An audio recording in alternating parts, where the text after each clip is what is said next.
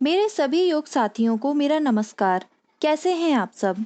दोस्तों, आयुर्वेद के पिछले वीडियो में हमने त्रिदोष के बारे में बात की थी, जिसमें मैंने आपको 3 दोषों के बारे में बताया था। ये 3 दोष थे: वात दोष, पित्त दोष और कफ दोष। अब एक एक करके हम इन तीनों दोषों को डिटेल में समझेंगे। तो दोस्तों, आज सबसे पहले हम इस वीडियो में जानेंगे वात दोष के बारे में। वात दोष सबसे प्रोमिनेंट या प्रमुख दोष होता है, जिसमें स्पेस और एयर एलिमेंट्स इंक्लूड होते हैं।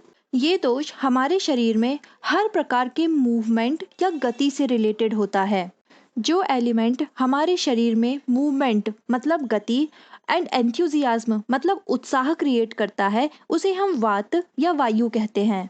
वात दोष हमारे शरीर में होने वाले हर तरीके के मूवमेंट्स के लिए रिस्पॉन्सिबल होता है, जिसमें पित्त और कफ भी इंक्लूडेड हैं। हमारे शरीर में बहने वाला ब्लड एक जगह से दूसरी जगह पर वात के कारण से फ्लो होता है। इसलिए हम बोल सकते हैं कि वात ब्लड सर्कुलेशन में हेल्प करता है। बॉडी में एक बॉडी पार्ट का दूसरे बॉडी पार्ट से कांटेक्ट भी वात के कारण ही संभव है। वात हमारे नर्वस सिस्टम और प्राण यानी लाइफ फोर्स को कंट्रोल करता है। ये हमारी नर्व इम्पल्स को कंट्रोल करने के लिए और हमारे सारे हायर सेरेब्रल फंक्शंस के लिए रिस्पॉन्सिबल होता है। वात दोष हमारी बॉडी में सेल डिवीजन को, सेल के अरेंजमेंट को और हमारे डिफरेंट ऑर्गन्स में डिफरेंट लेयर्स के फॉर्मेशन को कंट्रोल करता है। इसी तरह हमारा माइंड हमारे ग्रॉस और subtle movements, inhalation, exhalation, elimination process of excretion, labour, breathing, blinking of eyelids, muscle movements, pulsation of heart, सारे एक्सपांशन एंड कॉन्ट्रैक्शन, हमारी सारी फीलिंग्स एंड इमोशंस जैसे alertness, nervousness, fear, anxiety, pain etcetera वात से ही control होते हैं। अब हम जानते हैं हमारे शरीर में वात दोष किन किन जगहों पर पाया जाता है। वात दोष मेनली लोअर बॉडी में पाया जाता है। लोअर बॉडी में वात दोष की मेन साइट्स हैं lower back, thighs, legs, bones, pelvic cavity, lower naval area, large intestine जिसे हम कोलोन भी बोलते हैं एंड स्मॉल इंटेस्टाइन। चलिए अब जानते हैं कि आखिर वात दोष वाले व्यक्ति कैसे होते हैं। जब किसी व्यक्ति में वात दोष बैलेंस्ड होता है तो उसका बॉडी फ्रेम लाइट और बॉडी वेट काफ़ी कम होता है। एज ए रिजल्ट उसकी बॉडी काफ़ी फ्लेक्सिबल होती है। ऐसे पर्सन की आवाज़ लो एंड होर्स यानी हाई पिच्ड वॉइस होती है। एक वात पर्सन में लाइट एंड क्विक या फ्रेल मूवमेंट होता है। ये काफ़ी टॉकेटिव होते हैं, लेकिन साथ ही मल्टीटास्कर भी होते हैं। ऐसे पर्सन के हाथ और पैरों में वेन्स का एक विजिबल नेटवर्क देखने को मिलता है। इनका नेचर और इमोशंस काफ़ी वेरी करते हैं। ये काफ़ी जल्दी एक्शन लेते हैं और स्पॉन्टेनियस होते हैं। इनमें अपने पैशन, अफेक्शन और अवर्जन के लिए काफ़ी क्विकनेस होती है। ये काफ़ी क्विक लर्नर होते हैं, लेकिन साथ ही साथ ये जितनी जल्दी सीखते हैं उतनी ही जल्दी भूल भी जाते हैं। ये काफ़ी लाइवली, एंथुजियास्टिक एंड क्रिएटिव होते हैं। अब हम जानते हैं कि वात दोष के लक्षण या सिम्टम्स क्या होते हैं। यदि आप में वात दोष अनबैलेंस्ड है या वात दोष बढ़ गया है तो उसके क्या क्या सिम्टम्स आप में देखने को मिलेंगे। इसमें सबसे पहले हम देखेंगे फिजिकल सिम्टम्स और फिर हम देखेंगे मेंटल सिम्टम्स। चलिए सबसे पहले देखते हैं फिजिकल सिम्टम्स। वात दोष अनबैलेंस्ड होने की वजह से कॉन्स्टिपेशन या कब्ज और वेट लॉस की समस्या काफ़ी कॉमन है, जिससे ब्लोटिंग की प्रॉब्लम भी होती है। वात अनबैलेंस्ड होने की वजह से शरीर में पानी की कमी हो जाती है, जिसे वाटर रिटेंशन बोलते हैं। वात अनबैलेंस्ड होने से स्किन काफ़ी रफ एंड ड्राई हो जाती है। शरीर में दर्द होना भी वात अनबैलेंस्ड होने का सिम्टम है। इस कंडीशन में आपको मुंह का टेस्ट काफ़ी कड़वा और कसैला फील होता है। वात अनबैलेंस्ड होने पर शरीर का स्टैमिना और शरीर की रोग प्रतिरोधक क्षमता काफ़ी कम हो जाती है। हल्की और इंटरप्टेड नींद आना मतलब ठीक से नहीं सो पाना भी वात दोष का एक लक्षण है। मान लीजिए आप कोई ऐसा काम करते हैं जिसमें बहुत ज़्यादा फिजिकल एक्टिविटी और कांस्टेंट अटेंशन की ज़रूरत है, लेकिन जल्दी ही आपको कमज़ोरी फील होने लगती है, आप बहुत जल्दी थक जाते हैं और आपको आपका एनर्जी लेवल बहुत ही लो लगता है, तो ये भी वात दोष का लक्षण है। डरावने और एंशियस सिचुएशन के सपने आना भी वात दोष का सिम्टम है। शरीर में नॉर्मल से ज़्यादा ठंडक फील होना, कपकपी फील होना, हमेशा कंफ्यूज्ड, स्कैर्ड और नर्वस होना, ये सभी वात दोष के फिजिकल सिम्टम्स हैं। अब बात करते हैं वात दोष के मेंटल सिम्टम्स की।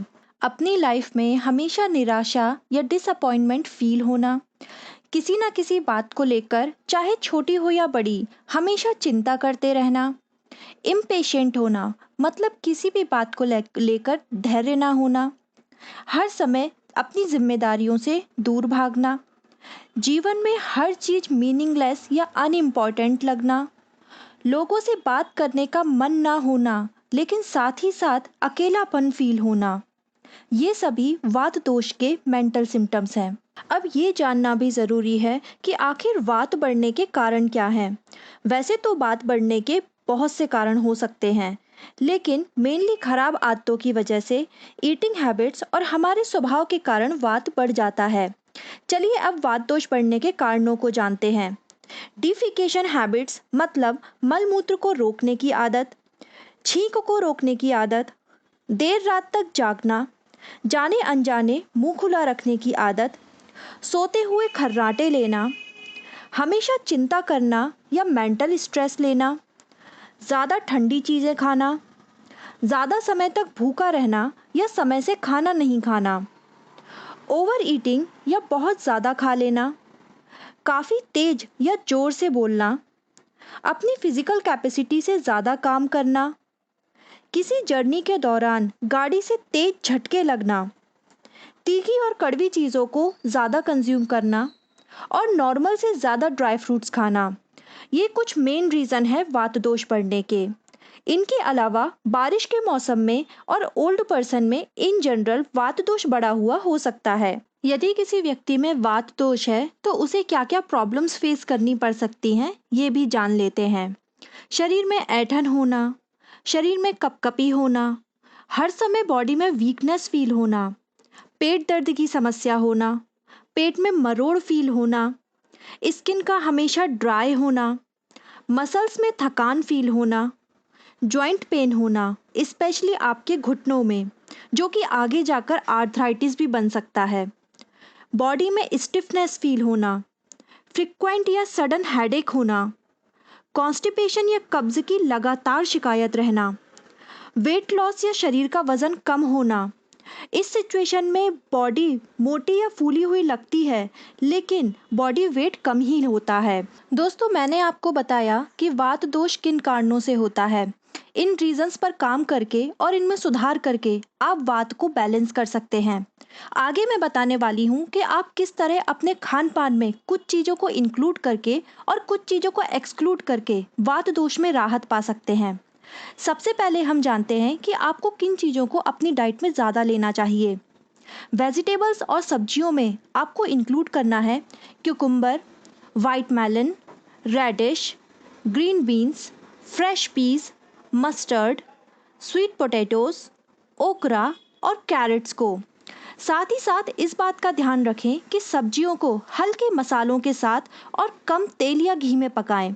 फ्रूट्स या फलों में आप ले सकते हैं केले, संतरे, pineapple, plums, apricots, lemon, lime, prunes, अंगूर, एवोकेडो, खजूर, आम, पपीता, रेस्पबेरीज और स्ट्रॉबेरीज। अनाज में आप दलिया या चावल और गेहूं का वेल कुक्ड होल ग्रेन ले सकते हैं। डेयरी प्रोडक्ट में आप दूध, छाछ, फ्रेश पनीर, दही, घी, मक्खन को थोड़ी थोड़ी मात्रा में ले सकते हैं। नट्स में सारे नट्स एंड सीड्स बढ़िया रहेंगे, लेकिन आप इन्हें हल्का सा रोस्ट करके या पानी में भिगोकर खाएं, स्पेशली बादाम और सीसम सीड्स को। पल्सेस या दालों में आप ग्रीन मूंग बहुत ही बढ़िया रहेगी, आप ले सकते हैं। ऑयल्स की बात करें तो घी, sesame oil, coconut oil, olive oil का मॉडरेट में यूज़ कर सकते हैं तो बेहतर होगा। स्वीटनेस की बात की जाए तो आप गुड़ और शहद का उपयोग करें। मसालों में आप हींग, जीरा, धनिया, लौंग, इलायची, अदरक, हल्दी, सरसों बीज जिसे हम राई कहते हैं और मेथी दाने का उपयोग कर सकते हैं। अब हम देख लेते हैं कि हमें किन चीज़ों का सेवन कम करना चाहिए। सब्जियों में ऐसी सब्जियां जो गैस पैदा करती हैं, जैसे कि ब्रोकली, कॉलीफ्लावर, कैबेज, इन सब्जियों को मसालों में और ऑयल में इस तरह पकाएं जिससे ये इजीली डाइजेस्ट हो जाएं। बहुत ज़्यादा रॉ सैलेड ना खाएं क्योंकि पचने में समस्या हो सकती है। ऐसे फ्रूट्स जो आसानी से नहीं पचते, जैसे कि बिना भीगे हुए dry fruits, raw apples, melons, ये ना खाएं, क्योंकि ये ड्राइनेस इंक्रीज करते हैं और वात प्रॉब्लम्स जैसे कि कॉन्स्टिपेशन और इनडाइजेशन इससे हो सकता है। नट्स में आप रोस्टेड नट्स लें, लेकिन कम मात्रा में।